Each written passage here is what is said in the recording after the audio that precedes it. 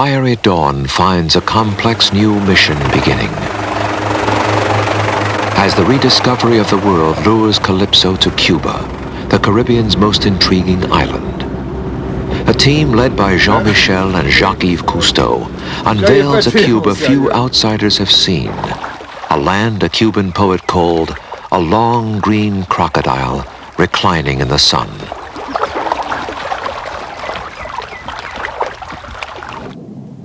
A pristine underwater landscape beckons Cousteau to waters teeming with life. A rare abundance of fish in lush coral jungles, deep water phantoms playing with men, a sea brimming with wealth, and yet a land trapped in dependence on vulnerable crops. The king, sugar. A fragile economy where a wild tropical storm spells disaster, and industry spurs the familiar cortege of pollution. Still, the Cuban people persist with goodwill and good humor. Many colors, many smiles, people for whom work is a way of living, but music a way of life. Motivated by both dance and national defense. The sea shaped Cuba's destiny and the present paradox, scant miles from a towering neighbor and its ways, yet embracing more distant forces, painting politics with a human face. Rich in Afro-Latin heritage and surprising conversations. All the world, Fidel Castro is represented as a big cigar. En todo el mundo se representa a Fidel Castro con un gran tabaco. Alors, I arrive here, and I see Fidel Castro with no cigar. Resulta que llego yo aquí y me encuentro que Fidel Castro no tiene tabaco por ninguna La grande parte. decepción. La excepción, tengo honor de la excepción. Mucha propaganda los puros cubanos. It is true that I used to greatly promote Cuban cigars. Puede ser que me convenga a mí, pero It was good for the economy, but not so good for my health. But not so much for myself.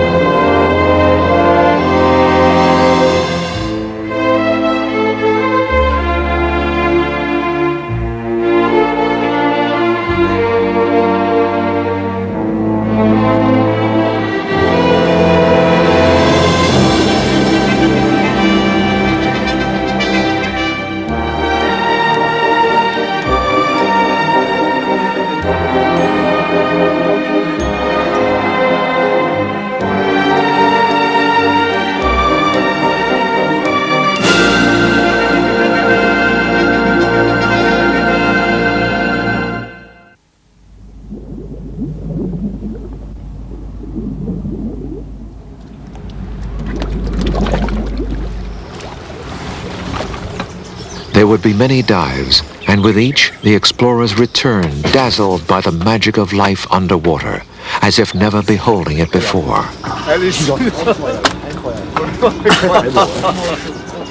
For 2 months, the team would savor the clear waters of Cuba.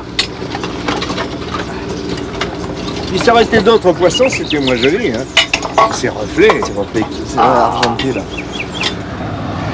The voyage begins with a light bird off the lush hills, as the Cousteau plane joins the Calypso for a unique survey of an island long secluded, unknown to many, traveled by few. Drawn by the mystery of the Cuban landscape, Cousteau sets out first to observe from above.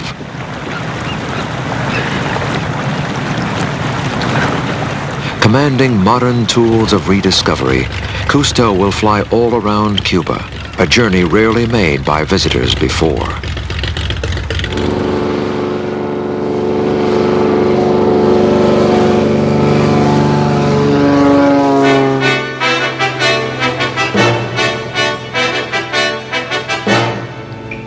Cousteau and pilot Michael Sullivan float in a sky free of clouds. Below, the powerful haunches of the largest island in the Caribbean, the poet's winding green crocodile with eyes of stone and water. A moist tropical garden with royal palms gracing the rolling hills. A fragrant island, rich in woods, fruit, and flower. Frequent refuge for the myriad creatures of nature.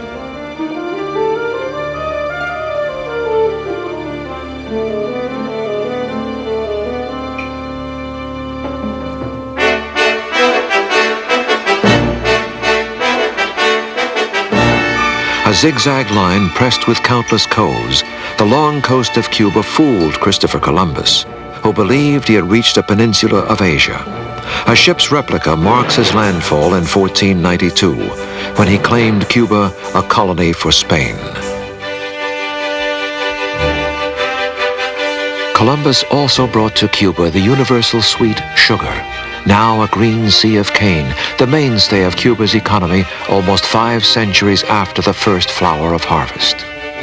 On this sugar and slave foundation, Spain built great coastal cities, now ringed and clouded by industry, but blessed by nearly perfect harbors, which make Cuba's trade with the outside world possible.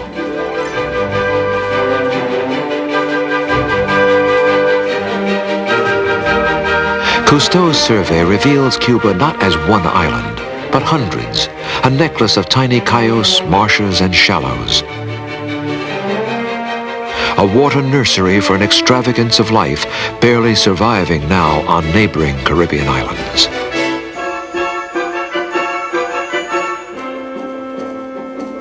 In the gleaming swamps, rare sea crocodiles easily stalk prey through liquid fields so clear no school of fish can hide. Here too at the mangrove roots dwell the microorganisms on which the larger species feed.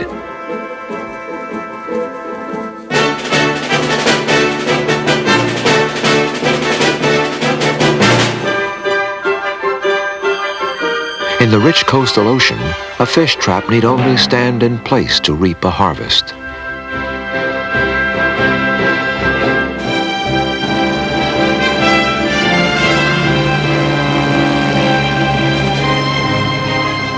The taut skin of the sea frequently breaks into a shimmer of feeding fish,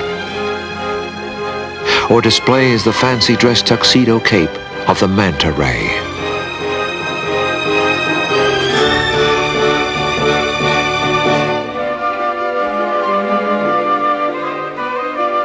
Cousteau delights in the exuberance of the Cuban seas and in the crowning sight of familiar friends, dolphins gliding through the green-blue water.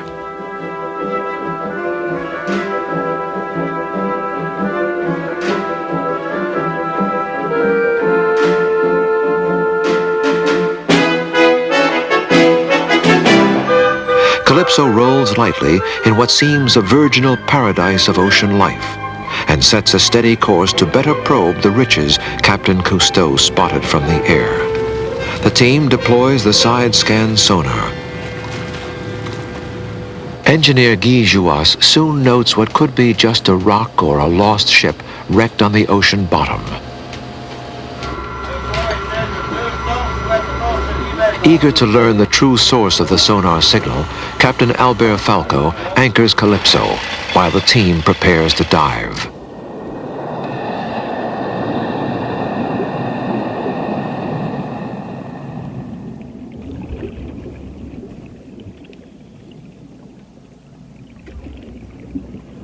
My first dive in the waters of Cuba serves as a moment of truth. We glide freely over an exuberant garden of living horn and stone. A motley crowd of colorful creatures swarms among tall trees like dwarf bonsais. As our lights brush a flowing stream of young barjacks, I realize that here, youthful life is left alone to thrive. I find myself slipping ahead, drawn to the more solitary sanctuary of the shipwreck we suspected from above.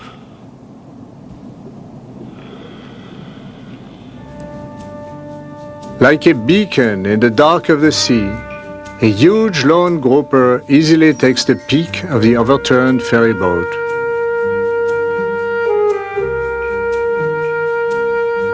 The undisputed landlord of a magnificent private estate.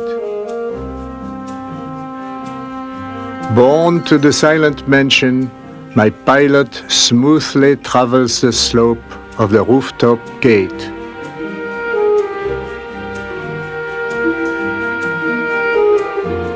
With a single flurry and sign, he beckons me enter.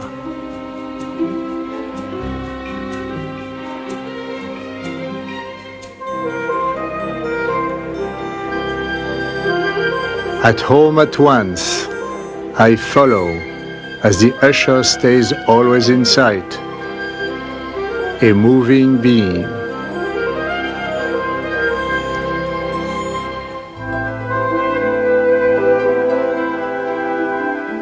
He could almost patch the broken metal, dressed in the yellow and red of the rusting hull.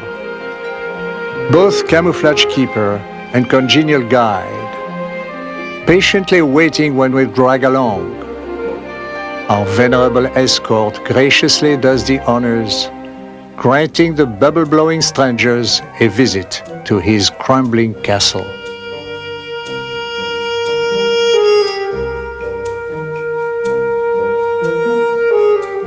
A tour of the ceiling, a slip through a secret door, a stop at a porthole where it is made sure I am not lost.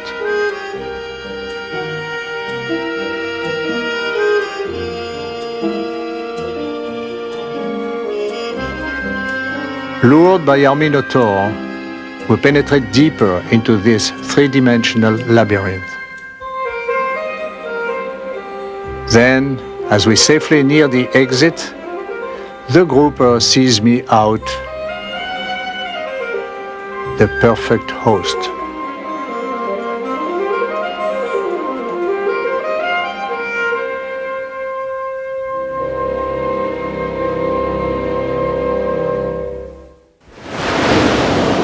The Caribbean and the Atlantic both wash the shores of Cuba, a mystical union which beguiled the legendary writer Ernest Hemingway. En el año 1925, esa fue la primera vez que yo lo conocí a Hemingway. Después lo vinimos a ver. Gregorio Fuentes skippered Hemingway's yacht for over 20 years. Hemingway loved Cuba, finding both home and inspiration there for his epic tale, The Old Man and the Sea. Toda la isla, recorrer todo el Atlántico, todo eso. Gregorio recounts how he and Hemingway made countless voyages around the Cuban coast. In fact, Gregorio explains, we spent so much time together, our personalities fused. He told me I was Hemingway, and he Gregorio. Gregorio era Hemingway y él era Gregorio también. Así que es lo mismo. Dice, este es el verdadero amigo. Each day, Gregorio recalls the memory of Hemingway and their special lasting friendship, born of their bonds to the sea they shared.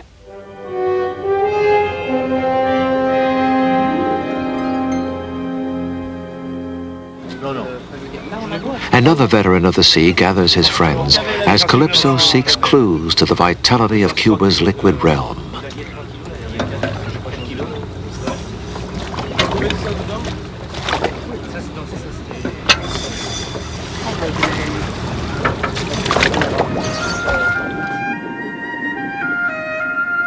With each dive, the sea renews its secrets, posing a fresh riddle, revealing yet another irony. Here, I dive in order to rise. Up and over the breach of a coral canyon, onto the reef, a living catalogue of tropical creatures. A green moray barks but does not bite, choosing retreat more often than attack. Surrounding me, large fish among flourishing coral, a reef more rich than any I have seen in years.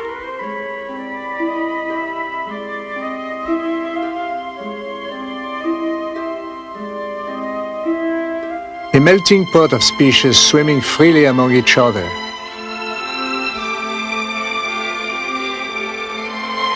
The transparent water sharpens color. The blue tang glow like fresh ink on the elkhorn coral.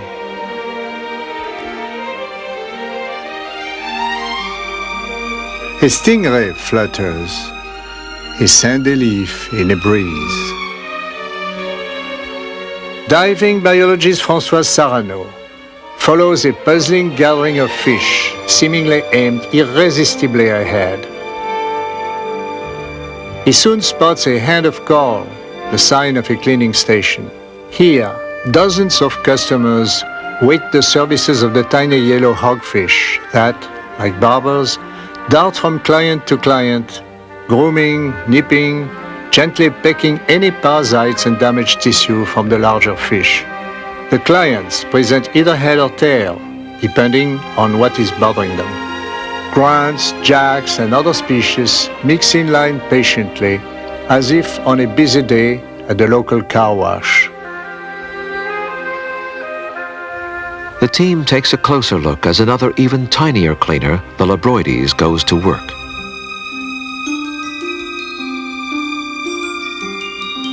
The cleaner browses. The customer obliges.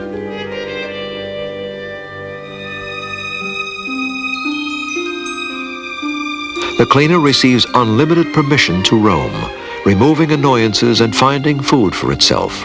A mutual service contract rendered by nature. Maybe we will have to bring the drinking water from land. Captain Cousteau discusses the balance of nature in Cuba with President Fidel Castro. En el año 59, cuando triunfa la revolución, In 1959, había muchas especies que estaban casi agotadas. many species had practically disappeared, including the manatee. Los cocodrilos estaban casi agotados también. There were almost no crocodiles. Eso fue lo que inspiró la idea de hacer un criadero of de creating cocodrilo a aquí. breeding place for the crocodiles. Se recogieron de distintos They lugares were caught from different y estos places sí se multiplicaron en and they cautiverio. did reproduce in captivity. The freshwater Cuban crocodile, prized for its patterned skin, is no longer an endangered species, thanks to the breeding program. Its commercial use is now well managed. Hunting is forbidden, and young crocodiles find the living easy, since their every need is met.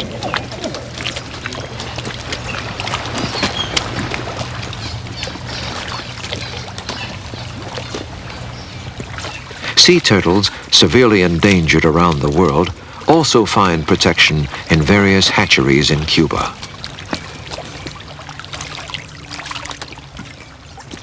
In the catching of fish, it seems Cuba also tries to avoid damage, using a system of wooden traps that collect fish as they swim.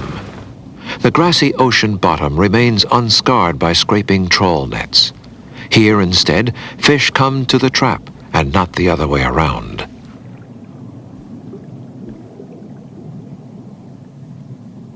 Fish, once caught, stay alive in these underwater corrals. Huge schools of grunts and other species swarm and continue to feed, but they do not die wastefully tangled in nets and can be released by fishermen who keep only the large and edible fish. Some fish, of course, can and do escape. There is little chance of leaving for the strange batfish. The creature more flies than swims, then lands like a bird on the ocean floor. Its knobby head is solid bone. Under its beak, a retractable lure to bait prey. The ocean diversity here intrigues biologist Serrano, who makes notes during a rare, quiet moment on Calypso.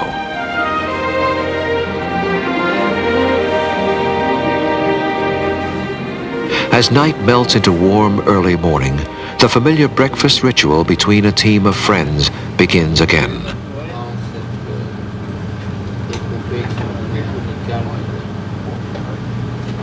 On the bridge, though, the calm doesn't last long. Albert Falco's practiced eyes spot a frantic flapping on the distant ocean surface. Knowing such a frenzy must mean an enormous concentration of fish, he directs Christian Belfond to maneuver closer and quickly heads aloft to get a better view.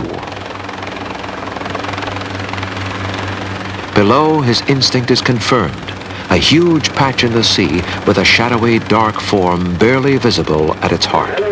Falco urgently radios the ship.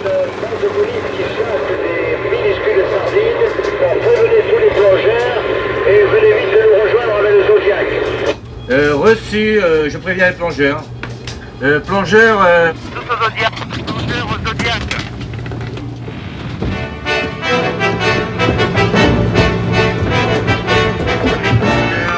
No time is lost, no diver unneeded. Calypso and the Zodiac race to the boiling patch, for this can be no ordinary gathering.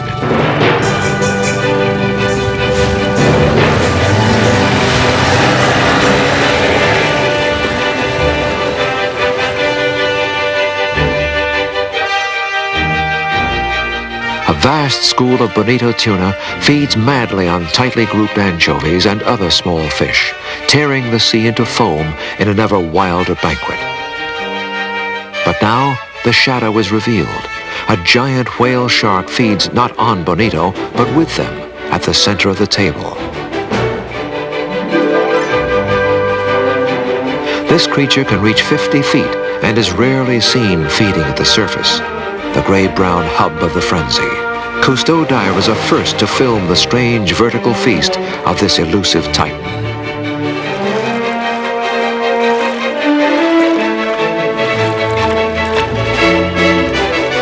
The whale shark feeds in gulps sometimes 4 feet wide.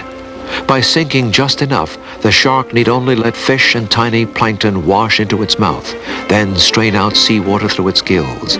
The largest fish in the sea sustained, even piloted, by the smallest.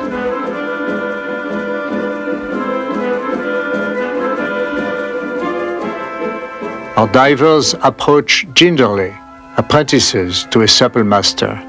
There is no hostile response.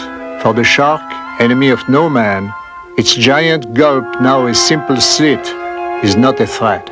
Though huge, it is known in Cuba as pez dama, or gentle one.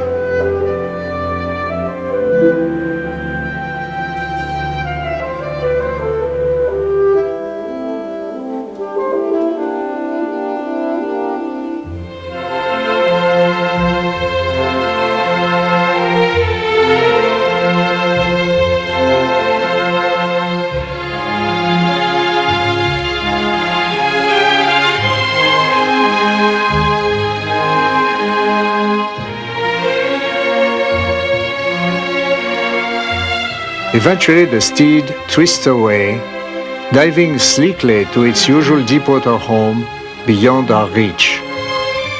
Giving up reluctantly, the team leaves an unforgettable champagne in the other universe of the sea.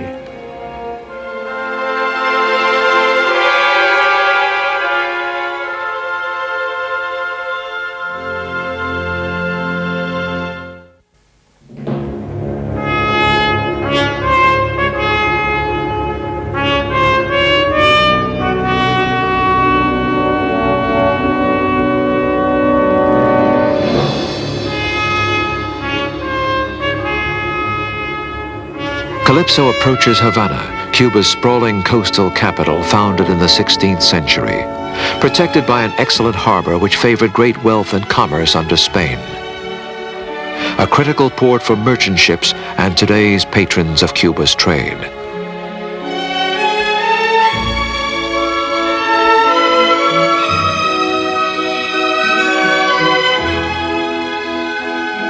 The harbor curves along the half-circle of the old Spanish town, once aristocratic, now merely the cultural foundation of an entirely different arrangement of society. What you're working for Aquello por lo que usted trabaja is the happiness of your people. es la felicidad de su pueblo. Huh?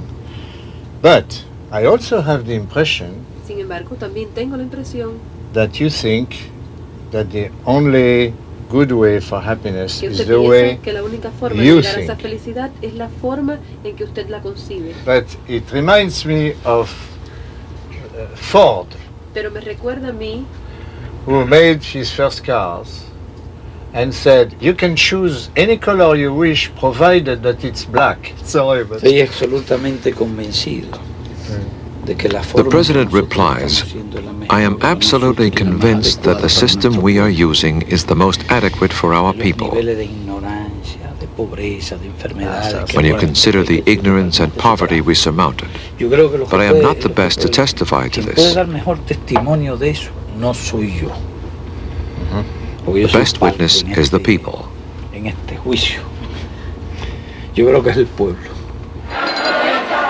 The people work a lot, sometimes with youthful spirit, sometimes free for the state. As on Red Sunday, when work is redefined as a duty, a privilege, but work just the same.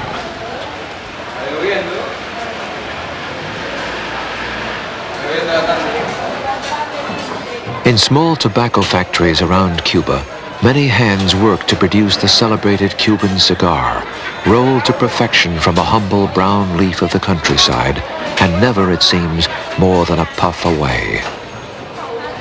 An expert can fingertip 14 cigars an hour, each a simple sculpture, each a statement by its maker. The land provides another crop of traditional work.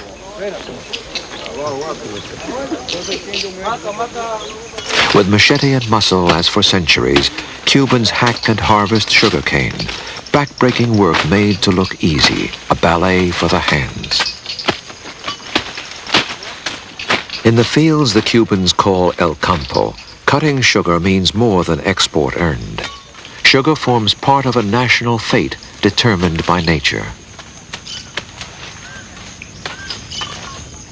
Nature, too, writes history, and Havana's sacred silk cotton tree each year summons the faithful, the superstitious, the expectant, in a strange ritual of wish and symbol to mark the city's founding and its first Catholic Mass.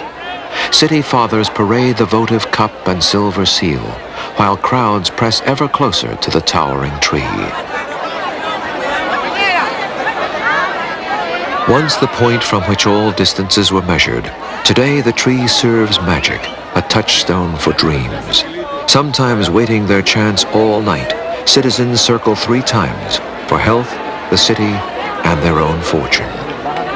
Money tossed could bring love, an automobile, relief from worry, or any other cause for celebration.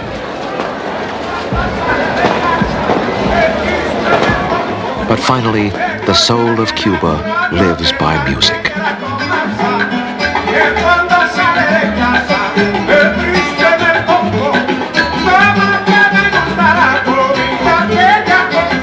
In streets swollen with people aching to dance or simply to play a familiar game among friends, the Cuban national memory thrives on Spanish ballad and African pulse.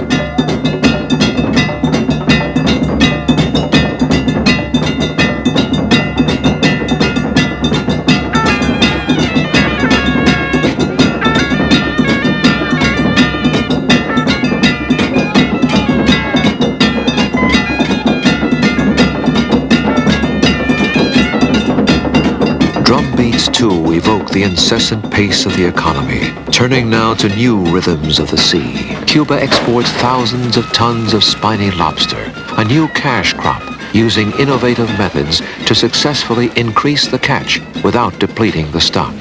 The Cousteau team learns the lobster industry has national priority, attracting young scientists to apply their training to the real conditions of the ocean. One biologist describes the nursery system, artificial shelters placed in the wild where juvenile lobster easily find them. Unusual undersea housing is scattered in zones closed to fishing, to ward off predators so the vulnerable young can grow.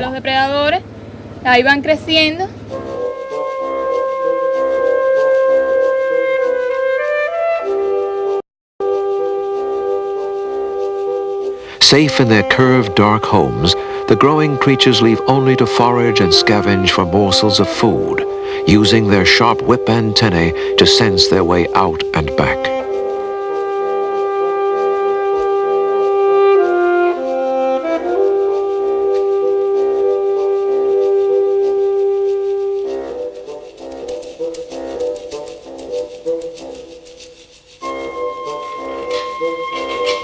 Once a lobster reaches 9 inches in length, it may be legally caught and sold to a world eager for the delicacy.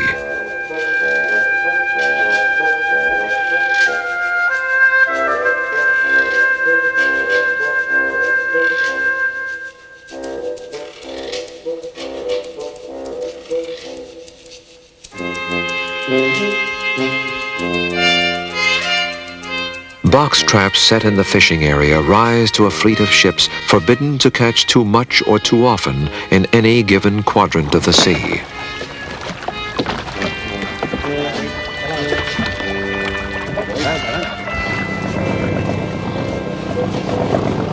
Sailing a sea of wise harvest, Oswaldo Contino explains the key point.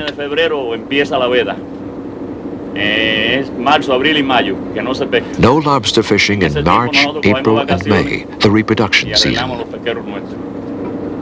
To have a good environment, is it necessary to have a strong authority? Yo pienso pues que me pregunto si para tener un buen medio ambiente se requiere que exista una autoridad competente. Bueno, yo pienso que hacen falta autoridades. I think it is necessary to have a consciousness of the problem. Que estén conscientes del problema. No pienso que sea tan necesaria la autoridad en el sentido de fuerza. Not authority in the sense of force, Creo que hace falta una política, but a policy of persuasion of the people and regulations, because in this sense the Cubans are not always very well disciplined. No podemos decir que los cubanos sean muy disciplinados. Cuba's lobster catch continues to rise, one of the few in the world to enjoy such success, based, it seems, on long-term ideas. The more lobster caught wisely, the more lobster remain to catch. The more jobs for fishermen, the more money earned. A growing role for lobster in the chain of production, the need for production being almost a national refrain.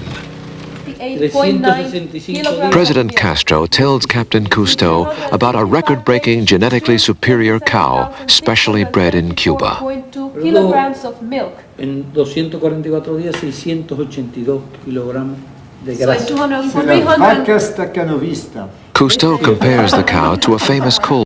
Esta superó todos los récords. Yes, agrees the president, this cow took all records. La máxima producción en 3 ordeños. Because the top production in one day 110,9 in 3 kilogramos. milking was 110 liters of milk. Una cosa realmente, los campesinos So no it's querían really creer. tremendous. The farmers did not want to believe it. Invitamos periodistas We had to invite internacionales para que international lo vieran. journalists. Va a ser la primera vaca. She's going In to be fact, the first the cow one is to so catch. famous, a monument will be erected to Pero si her. le hacen estatua a los guerreros, Because if they raise statues to the warriors, ¿por qué no hacer una estatua why a una vaca que not to producía the leche cow para una that escuela produced completa? milk for a whole school? Some production statistics, of course, remain on the hoof.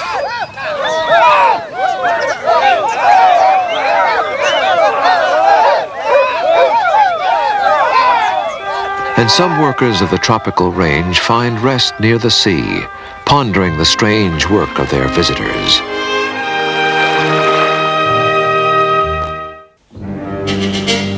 Locked in hopeless combat with the sky, the rusted skull of a Spanish gunship bears mute witness to mad events of war, one of many ships embroiled, now broken, in the ocean shallows.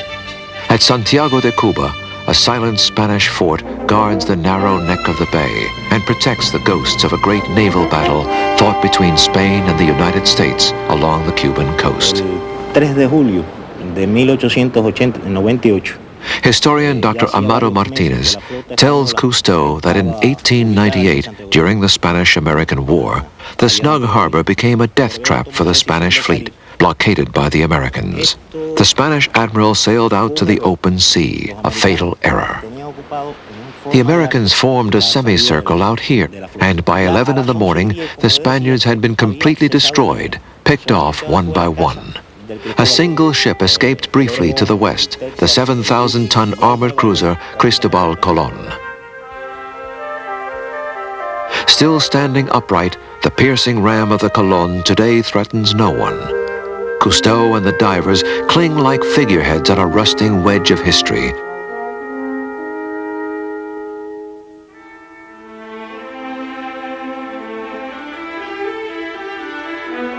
Travelers across the barriers of time, we float above a smothered chimney that fueled Cologne in a race for life that could not be won. Outchased, heavy, Cologne succumbed.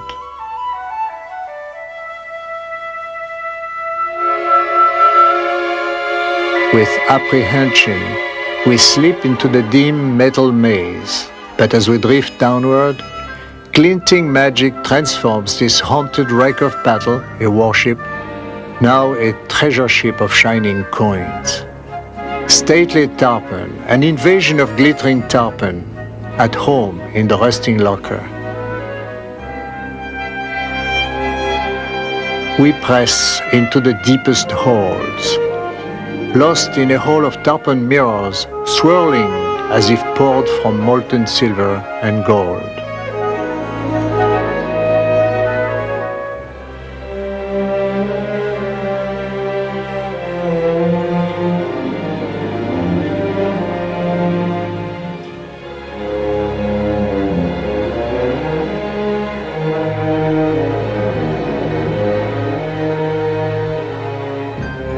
We followed the tarpon flowing skyward, back toward the light.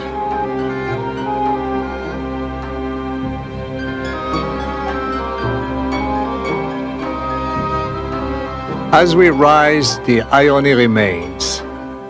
A silent wreck, the source of exploration between men, also symbolizes bitterness between two nations. With the defeat of Spain in 1898, the United States secured a naval base in Cuba, still used today. When Calypso arrived in Cuba, Cuando el Calipso llegó a Cuba, our ship passed in front of Guantanamo. pasó antes por frente de Guantánamo. And in Guantanamo, there is an American naval base. After the Spanish-American War, the United States leased the base from Cuba for an unlimited period of time, an agreement the present Cuban government does not recognize as valid. Now, in any case, I suppose that the original treaty provides for payments.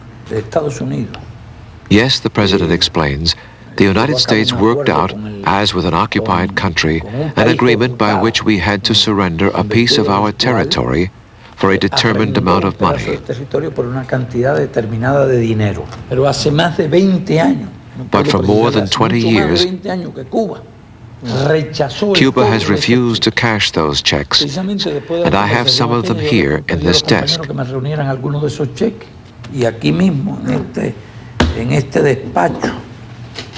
En esta gaveta tengo algunos de ellos. Hace tiempo que no los veo.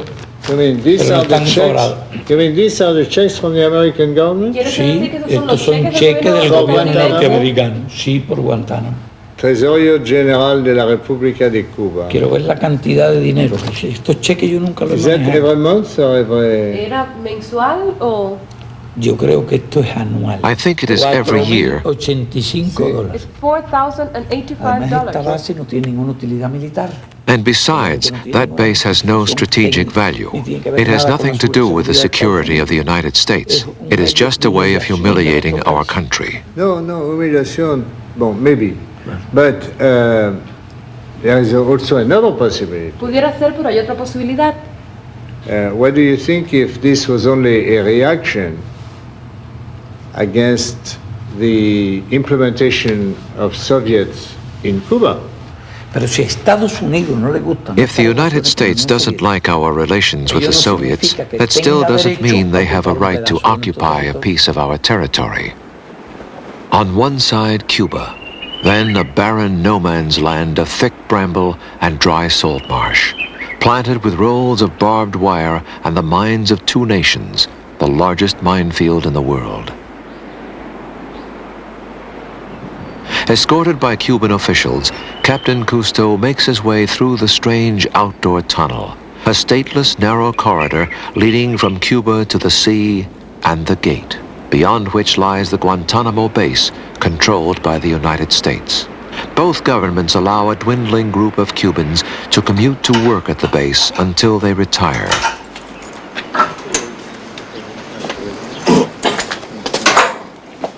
Each day, as for decades, the workers exchange their Cuban identity cards for American ones. Cousteau quietly shatters base routine, joining the workers, the first non-Cuban to cross from Cuba into the base since 1961, when diplomatic relations with the United States ended. Welcome to Guantanamo. Thank you. How are you today?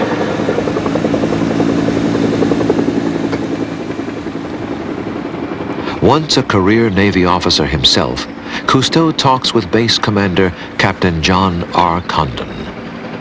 Captain, when I talked to Fidel Castro, of course, Guantanamo came as a very strong issue. Among his arguments, one of them is that this base has, that's what he says, no strategic utility. And it's just a way for the Americans to humiliate Cuba. That's his argument. Militarily, he says it's no value whatsoever. But I suppose that the Navy has another point of view. Oh yes, the Navy, our primary purpose here, and you will see it as you go around the base today and talk to people, is to train the fleet. And there's no offensive equipment here? None to speak of, no sir. No, it's essentially defensive, to provide for our own internal security and that type of thing. And the Cubans do not maintain offensive weapons around either? No, they have a defensive organization over there, and we watch for any changes, and I'm sure they watch us for any changes. The constant scanning detects only rolling desert at the base of low hills, which naturally trap rain on the Cuban side, and the green, deep harbor, one of the best in the world.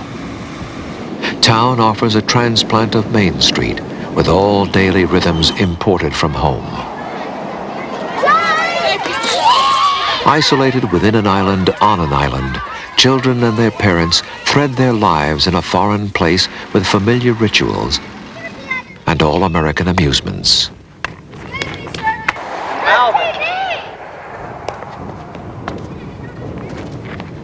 Come on, Rich, take him swing.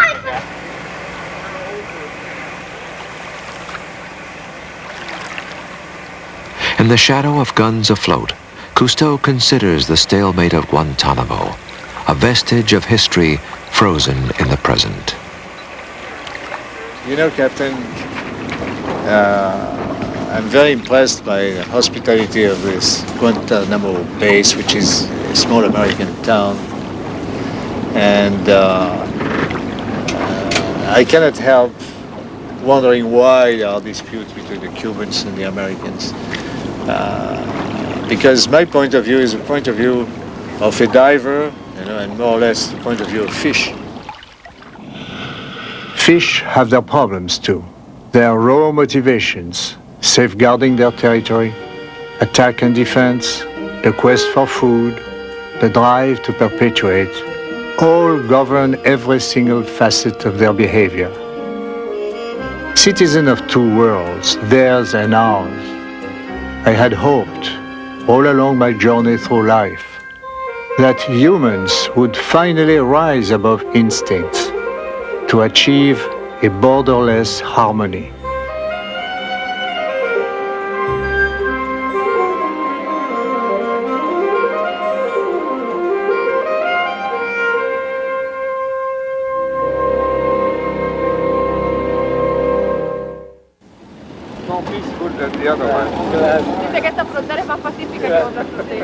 Captain Cousteau and President Castro make a tour through the Havana Botanic Garden and visit a high school where students greet the familiar leader and the familiar visitor.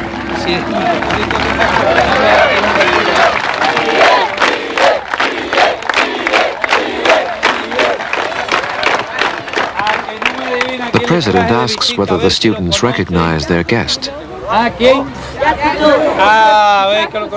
They do.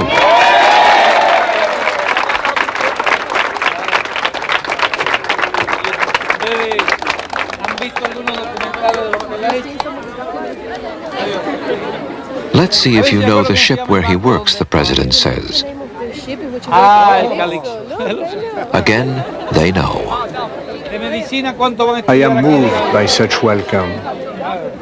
Before me, the glowing faces of the most precious resource of any nation, its youth. School children head home. They live in a world that did not divide. For them, two halves reduced to the language they study.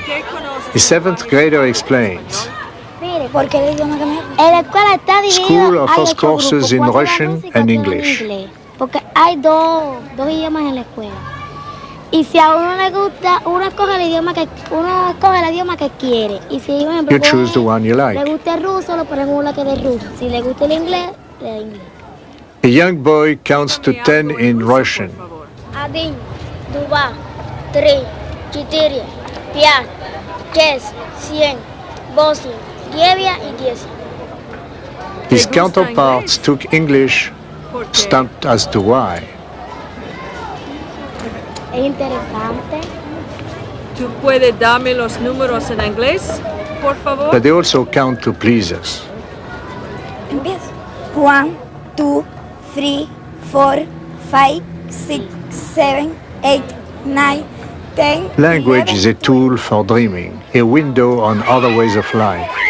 Finally, it is for children free of animosity to discover they are both members of their country and citizens of a world as eternal as the sea around them.